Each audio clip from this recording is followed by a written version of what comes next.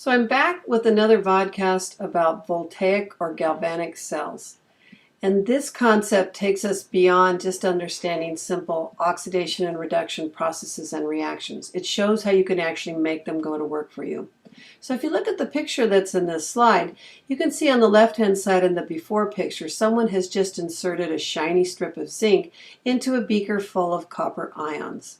And as time goes by, you can see a deposit that's forming on that zinc electrode. And this isn't really a voltaic cell, but it shows you the basics of what's happening when we have a transfer of electrons. This process happens spontaneously because energy is released. And as you know, we want to go in a downhill flow of energy as the universe finds its lowest energy state. So if you see inside this container with superhuman vision, here's what you would see happening on the surface of the zinc strip in this beaker of copper ions. There are atoms of zinc that are losing electrons. Oxidation is loss, reduction is gain. So zinc atoms, starting out here as solid zinc, become zinc ions. And the reason is because each of them lost 2 electrons to that cute little copper ion that's waiting there.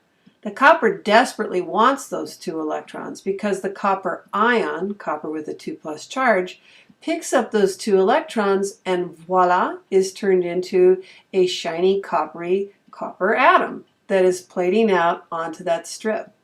So we have, if you are gaining electrons, then the copper ions must be being reduced. Remember, oil rig. Oxidation is loss, reduction is gain. Zinc atoms in the strip are losing electrons and becoming zinc ions. Notice that the zinc ions go off into solution. And copper ions that were previously in solution gain 2 electrons and become copper atoms. So this little beaker is the basis of what we're going to study next, how you can take that spontaneous transfer of electrons with its release of energy and put it to useful work. This is a picture of a voltaic cell. A voltaic cell can also be referred to as a galvanic cell.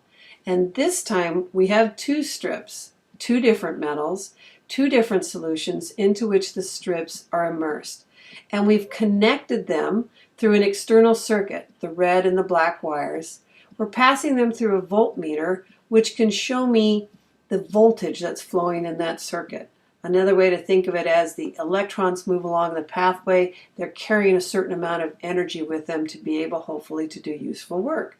Now this one's not doing any useful work right now, but you can use these kind of cells in things like batteries that might turn on the light in the light bulb and the flashlight that you're using. Now that funny little thing that's joining those 2 beakers is called a salt bridge, and we're going to take a much closer look now at this voltaic cell, also called a galvanic cell.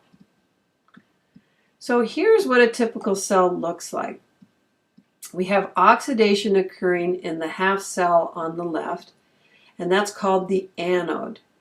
This half cell on the right-hand side is called the cathode.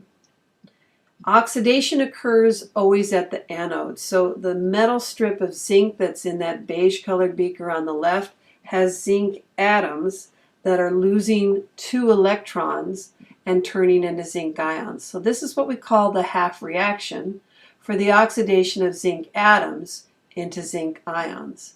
And a good mnemonic to remember oxidation occurs at the anode is that both of those words start with a vowel, O and A. And that's a not very terribly interesting nor humorous way to remember oxidation takes place at the anode. On the right-hand side, you know that if something's being oxidized, something must be being reduced. So on the right-hand side, reduction is occurring there. By the way, you could have flipped those 2 cells over and had the cathode on the left and the anode on the right. But for instructional purposes, we're going to go with our left to right culture here. Trick questions on the AP exam sometimes flip the orientation of those 2 cells. But I'll teach you how you're going to be able to tell which one is which. Now there's a funny way to remember that reduction occurs at the cathode. It's a little bit, I don't know, a little bit, not X-rated, but perhaps getting there, you can say seduction occurs at the cat house. It's an old chemist joke. Yes, I know it's sexist, but it paints a lurid picture in your brain perhaps that will help you remember that it's reduction that occurs at the cathode. Please don't write on your AP exams that you know that's the cathode because that's where seduction took place. It will only give the examiners a good belly laugh. It's happened probably hundreds of times before. But if you want the wholesome way of remembering it, 2 valves, an O in oxidation and an A in the anode will help you remember what happens on the other half cell.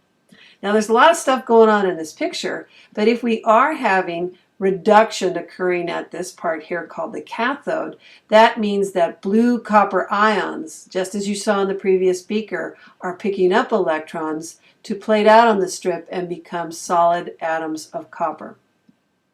Now we'll discuss this movement of cations and anions. I want to point out something though that's important. The electrons that zinc atoms in this strip lose start to flow spontaneously through something called the external circuit. They start to flow over here towards the cathode. And that has to do with the ability and the relative ability of atoms or ions to gain or lose electrons.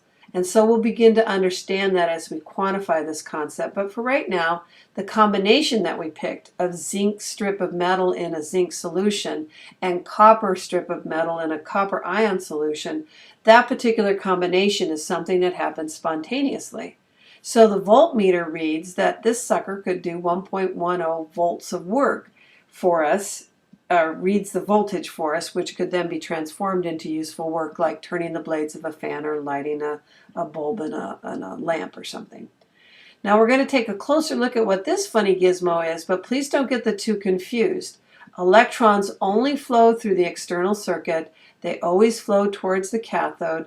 This is something that is called the salt bridge, and I will now discuss that in more detail. Once even one electron leaves the zinc electrode to flow over to the cathode, you're going to start to get an imbalance of charge. And very quickly, you won't have opposites attracting each other anymore. What you're going to have is a cessation of the flow of electrons. So what chemists have done is created something called a salt bridge. In this case, the original U-tube, except it's an upside down U-tube.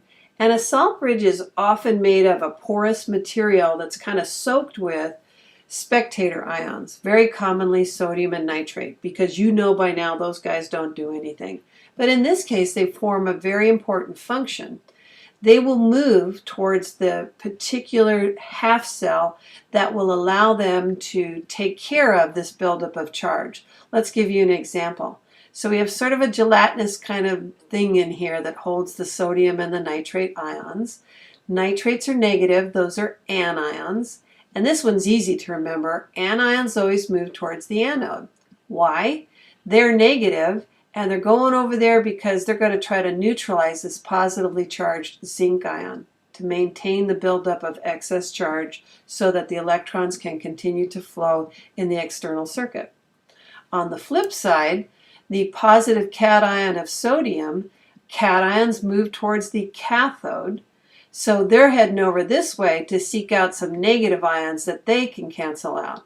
So that's what this movement of cations towards the cathode arrow means, and the movement of anions to the anode means.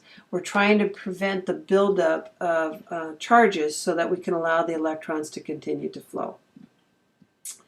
So that's the essence of a voltaic cell. Here's a closer picture again, very similar to what we saw in the original beaker that showed a spontaneous oxidation and reduction reaction. This time you can see that sometimes you can put both half cells in the same container and separate them down the middle with a porous barrier or the salt bridge. So it doesn't have to be a U-tube with two external containers that aren't attached to each other. Or it could be like that previous slide we saw where that funny glass bridge was between the two glass beakers. You will be doing a lab where your salt bridge is as simple as a piece of strip of filter paper that's been soaked in like potassium or sodium nitrate. So in the anode where oxidation takes place, The electrons, and we're going to zero in on this tiny little square here and look at it with superhuman vision. The electrons leave zinc atoms and start to flow through the external circuit. When you lose electrons, you're being oxidized. There is the zinc ion going into solution. But don't worry, cations from the salt bridge will come over here and neutralize that zinc ion. So now the electrons are flowing over here towards the cathode. As the electrons leave the cathode, then here is that zinc ion that's forming and going into solution on the anodic container.